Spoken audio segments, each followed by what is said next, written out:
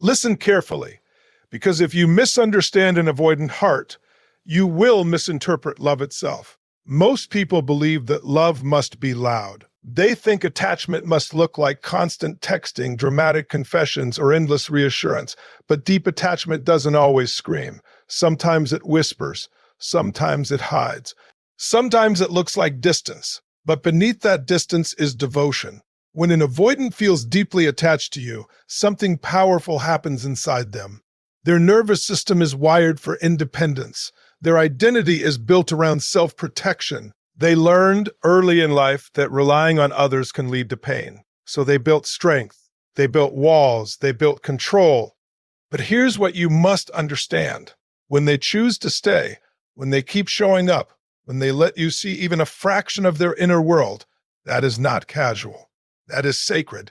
Attachment for them is not impulsive. It is intentional. If they check in on you without being asked, that means you occupy space in their mind. If they remember small details about your life, that means you matter more than they will admit. If they withdraw and then return, it's not indifference, it's their internal battle between fear and connection. And every time they come back, they are choosing you over their comfort zone. That is powerful. You see, avoidants don't attach easily. Their heart doesn't open for just anyone. So if they are letting you into their routines, their thoughts, their time, you are not ordinary to them. Their love may not be dramatic, but it is deliberate. And here's the divine principle. Love grows where safety lives. When an avoidant feels safe, they soften. When they soften, they attach. When they attach, they commit quietly but deeply. They may not say, "I need you," but their behavior will reveal, "You are important to me." Watch for consistency. Watch for the effort. Watch for the moments they choose connection instead of escape. Those are the sacred signals. The strongest attachment is not the one that clings, it is the one that fights its own fear to stay.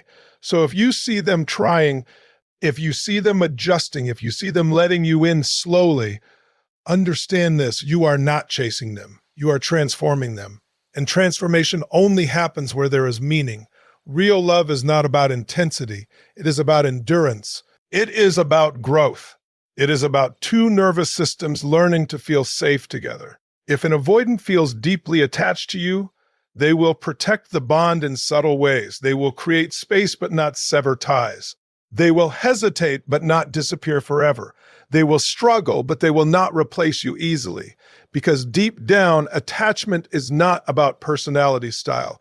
It is about significance. And when you become significant to an avoidant, you become part of their internal world, a world they guard fiercely. So don't measure love only by volume. Measure it by return. Measure it by the courage it takes for someone who fears dependence to choose connection anyway. That is not weakness. That is strength. And when someone who built their life on self-reliance starts including you in their future, even in small ways, that means their heart has made room for you. That is deep attachment. Consistency over intensity is the language of an avoidant heart. Most people are conditioned to believe that love must be explosive to be real.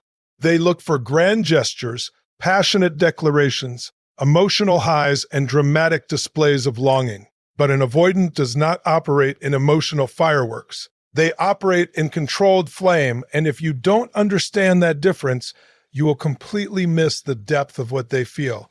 And avoidant can give you a surge of intensity in the beginning, chemistry, attraction, powerful connection, but that intensity does not define their attachment. What defines it is whether they remain present when the emotional rush settles. Because for them, intensity can feel unsafe. It threatens their independence.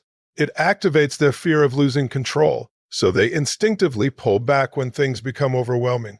But consistency is intentional. Consistency is chosen. When an avoidant keeps texting you regularly, even if it's simple, when they make time for you in their schedule, when they show up when they said they would, when they check in quietly after a long day, these actions may not look dramatic, but they require effort. And effort from an avoidant is never accidental. Understand this: intensity is easy. Anyone can be intense in a moment of emotion. Anyone can make promises when feelings are high. But consistency requires regulation. It requires discipline. It requires someone to override their instinct to withdraw and instead lean into stability. An avoidance nervous system values space and self-sufficiency. So when they repeatedly choose connection without feeling forced, that means you have become safe in their world. They are not acting out of emotional impulse. They are acting out of deliberate attachment. You might not hear, "I miss you 10 times a day." You might not receive constant validation. But if they are consistently present, not disappearing for weeks, not playing games, not replacing you when things feel vulnerable, that steady presence is their version of commitment. Consistency means they are regulating their fear for you. Think about that every time they answer your call instead of ignoring it, every time they include you in their routine, every time they return after needing space. That is not casual behavior. That as a person balancing their need for independence with their growing emotional investment, intensity seeks excitement. Consistency builds trust, and trust is the foundation of attachment. An avoidant who is deeply attached will show you reliability more than romance. They may struggle with emotional expression, but they will prove their care through repetition. They will keep choosing you in small, ordinary ways. And love is not built in the extraordinary moments. It is built in the ordinary ones repeated over time. If you are looking for constant emotional highs, you may miss the quiet devotion standing right in front of you. But if you pay attention to patterns instead of peaks, you will see something powerful. A person who fears dependency learning to stay. That steady, grounded presence, not dramatic passion, is the true signal of depth. Vulnerability in small doses is one of the clearest signs that an avoidant feels something real. You must understand that for them, vulnerability is not natural. It is learned through risk. It is not comfortable. It feels exposed. Their instinct is to protect, to contain, to handle things alone. So when they begin to reveal pieces of themselves, even subtly, that is not random. That is intentional courage. An avoidant does not wake up one day and pour their heart out. That level of emotional exposure can feel overwhelming to their system. Instead, they test safety slowly. They might share a small frustration from work. They might tell you about a childhood memory they rarely mention. They might admit they were hurt in a past relationship. These moments may seem minor to someone who is emotionally expressive, but for them, these are calculated steps beyond their comfort zone. Each small disclosure is a signal, "I trust you a little more today." And trust is sacred to someone who values emotional self-protection. When they allow you to see their fears, their doubts, or their insecurities, even briefly, that means you have crossed an invisible boundary. You are no longer just someone they enjoy spending time with. You are becoming someone who matters. Because vulnerability requires safety, and safety is not given lightly. You may notice that after sharing something personal, they pull back slightly. This does not mean they regret opening up. It means their nervous system is recalibrating. They are adjusting to the exposure. They are asking themselves if it was safe to reveal that part of their inner world. If you respond with calmness instead of pressure, with acceptance instead of interrogation, you strengthen the bond. Avoidants open up in layers, not floods. And here is the powerful truth. People only risk vulnerability where there is emotional significance. They will not share their private thoughts with someone who is temporary. They will not expose their fears to someone they do not value. So if they begin to let you see behind the curtain, even just a little, you are witnessing attachment forming. The mistake many people make is demanding more. They interpret small vulnerability as insufficient. They push for deeper conversations too quickly. But when you rush an avoidant, you trigger their defenses. When you respect their pace, you create safety. And safety invites depth. The goal is not to force them to become someone they are not. The goal is to recognize the meaning behind their actions. A short, honest admission from them may hold more weight than a long emotional speech from someone else. Because for them, those few sentences required internal bravery. When they say, "I don't usually talk about this," that is not a casual comment. That is a doorway.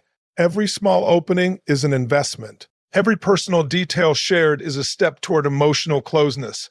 And when someone who has built wall, LS, begins handing you pieces of the bricks, You must understand you are not just hearing words, you are being trusted with their inner world.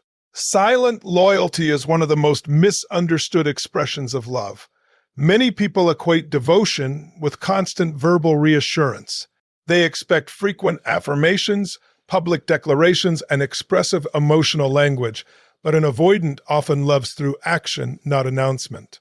Their attachment is not performed, it is practiced. An avoidant may not say, "I can't live without you." In fact, those words may feel uncomfortable to them.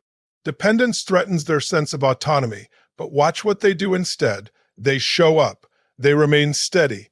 They defend you in rooms where you are not present. They remember your preferences. They quietly adjust their plans to accommodate you. That is loyalty. To understand this, you must shift your definition of love. Love is not only what is spoken, it is what is sustained. An avoidance sustains. They may not flood you with praise, but they rarely entertain alternatives when they care deeply. They are not impulsive with attachment. They do not invest their time lightly. So when they choose you, they are not choosing for the moment. They are choosing with caution, with evaluation, with intention. And that intention creates a quiet form of commitment. Their loyalty is internal before it is external. They may struggle to articulate their emotions, but internally they decide this person matters. And once that decision is made, they operate from a code. They may still need space, they may still guard their independence, but they do not betray the bond easily. Look at patterns, not poetry.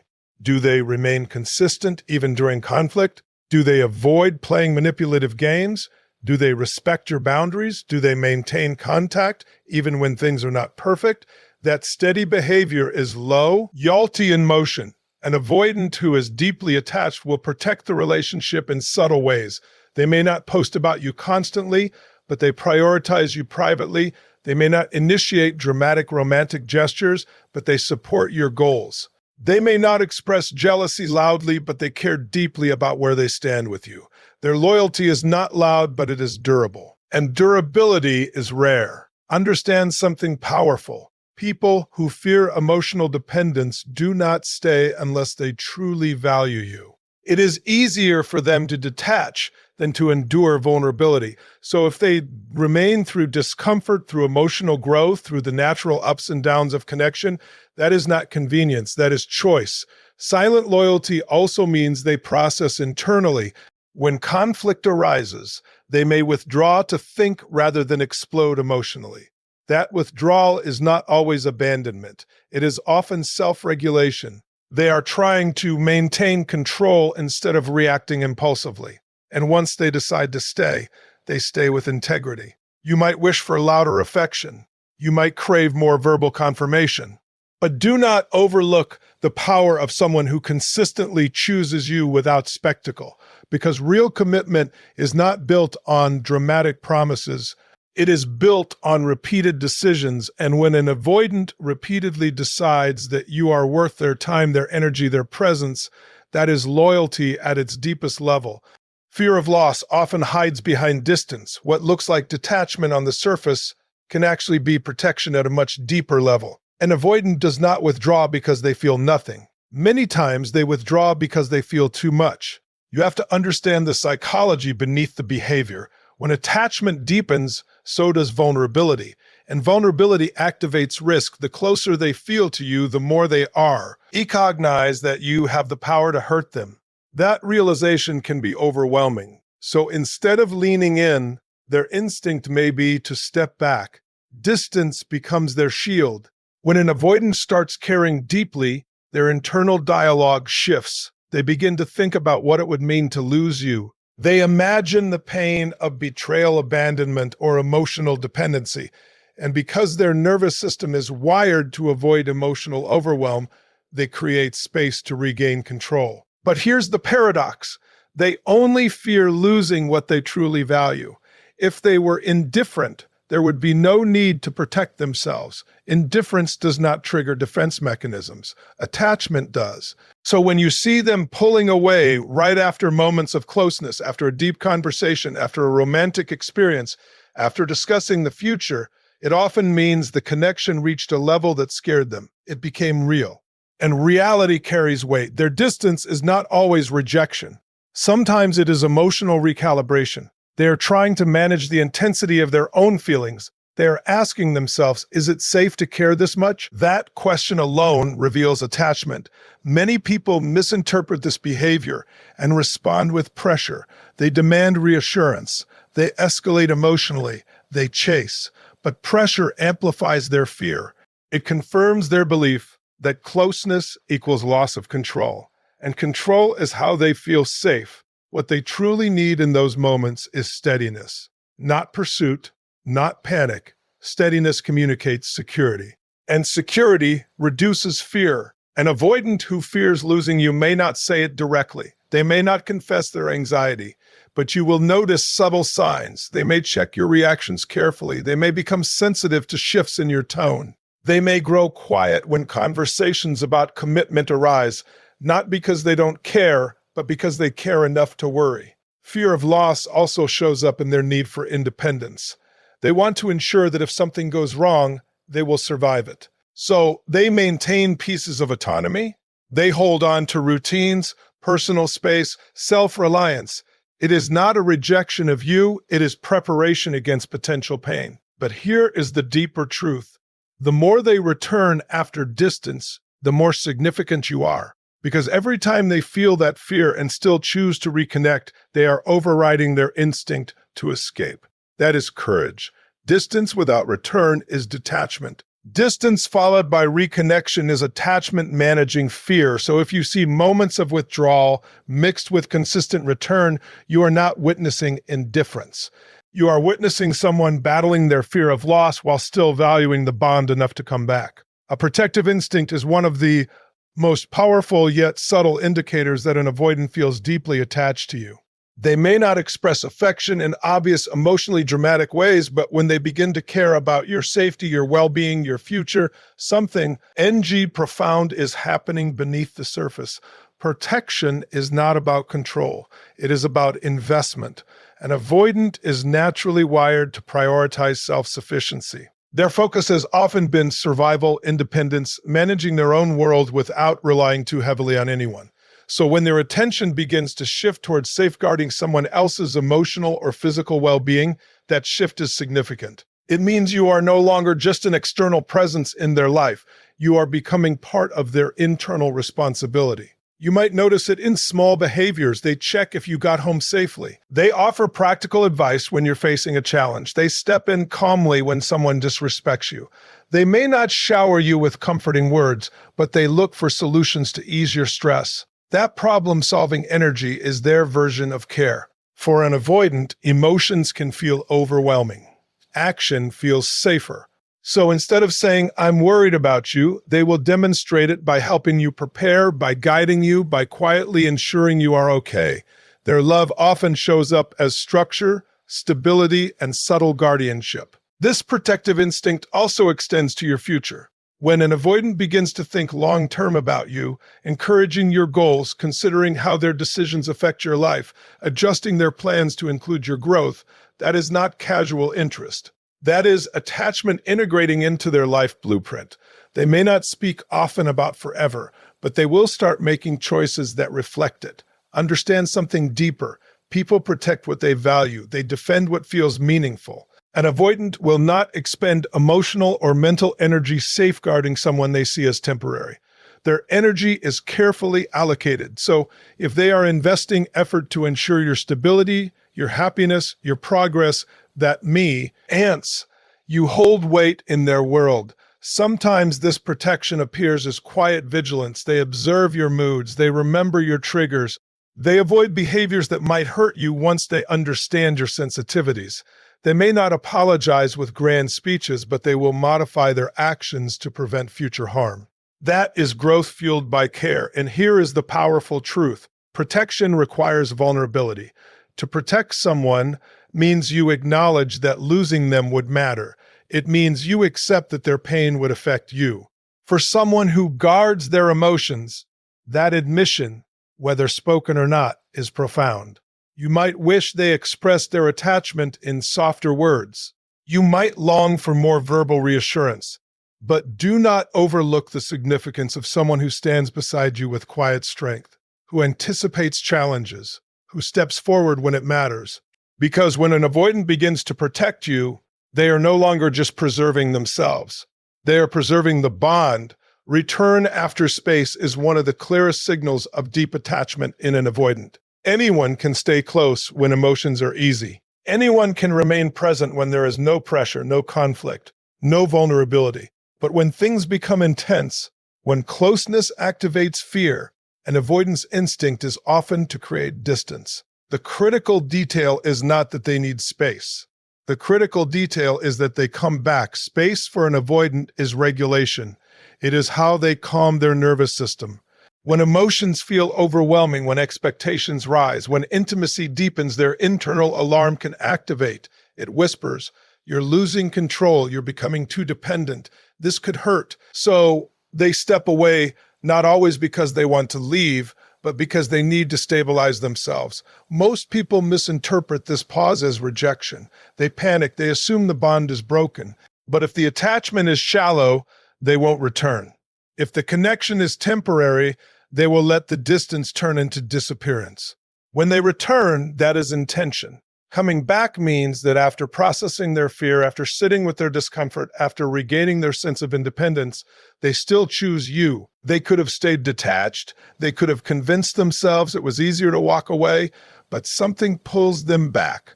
The significance of the bond, that pull is attachment. An avoidant does not return out of habit. They return because the connection holds value strong enough to override their instinct to withdraw permanently. And that is powerful, because for someone who equates emotional safety with self-reliance, choosing reconnection is an act of courage. You may notice a pattern: closeness, space, return. Instead of seeing this as instability, recognize it as a learning cycle. They are expanding their capacity for intimacy. Each time they return, they are stretching beyond their previous limits. They are proving to themselves more than anyone that connection does not have to mean loss of self. Return also shows emotional accountability. It means they are not comfortable leaving things unresolved. Even if they struggle to articulate their feelings, their reappearance communicates, "This matters enough for me to re-engage." And here's the deeper truth. People do not fight their own defenses for something insignificant. If you were optional, they would not experience internal conflict. They would detach cleanly and move on. Conflict exists because value exists. The return may not always be dramatic. It may be a simple message, a casual "ek-in," a shared joke as if nothing happened. But beneath that simplicity is a decision, a recalibrated nervous system choosing connection again. The strongest attachment is not the absence of fear. It is the willingness to reconnect despite fear. So when an avoidant creates space but consistently finds their way back to you, understand what you are witnessing. You are not watching indifference. You are watching someone navigate their deepest patterns and still decide that the bond is worth maintaining. Thank you for investing your time and energy here. Your growth and awareness truly matter. Goodbye for now, and may your journey be filled with strength, clarity, and powerful love.